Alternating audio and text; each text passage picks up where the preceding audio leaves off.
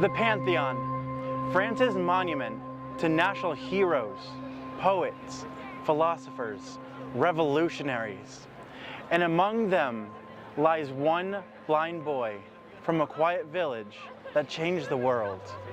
Louis Braille was born on January 4th, 1809, here in this room, in the rural village of Couvrey, about 40 kilometers east of Paris. His father was a saddler and owned his shop, several buildings, and even some land. The family wasn't royalty, but they were fairly wealthy. At the age of 3, in this very workshop, Louis Braille was playing with his father's leather working knife. The knife slipped, injuring his eye. In the resulting infection, he lost all vision. His parents adapted. They pounded nails into wood to form tactile letters so he could learn to read, and sent him to the village school. There, he was recognized for his intelligence and was one of the top students, despite having to work entirely off of memory. His teachers encouraged his parents to send him to the newly refounded INJA in Paris. So, little Louis, just after his 10th birthday, began his formal education. He was particularly gifted in science. But the school was harsh. Damp, unsanitary conditions left him with tuberculosis, an illness that would shadow him for the rest of his life. The year 1821, a couple years after Louis entered the Institute, was a turning point. The school's new director did everything to support the students and would become like a second father to Louis. Louis also met Valentin Hairy, the Institute's founder and one of the first men who believed that blind people could be more than society allowed. That same year, Louis encountered Charles Barbier's raised dot writing system. It was imperfect, but it lit a spark. Louis would spend years revising it. By age 17, Louis was not just a student, but a teacher. He was also an accomplished organist, playing at churches across Paris, including here at the Église Nicolas Deschamps.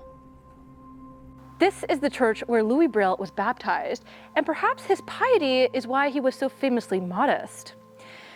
Braille often credited Barbier and his fellow students for inspiring the code that would carry his name.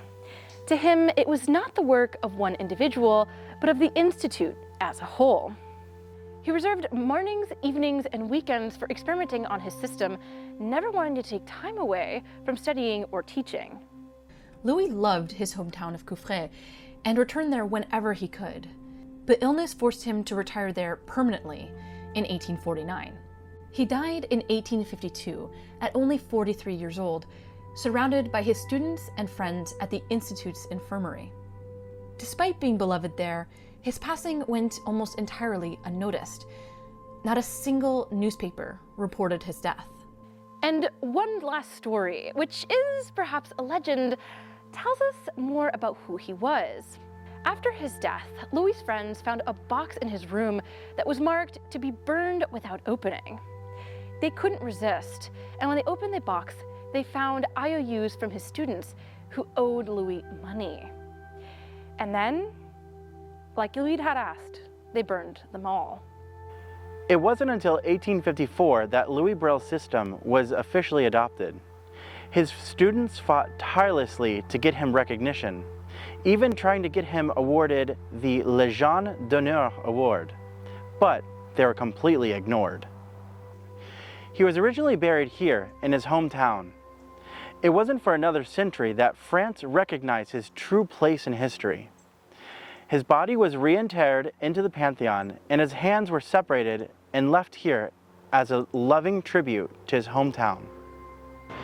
Louis Braille lies here at the Pantheon, not because he overcame blindness, but for showing what can happen when the blind lead the blind. Produced with support from the Blind Travel Foundation. Visit blindtravel.org to learn more.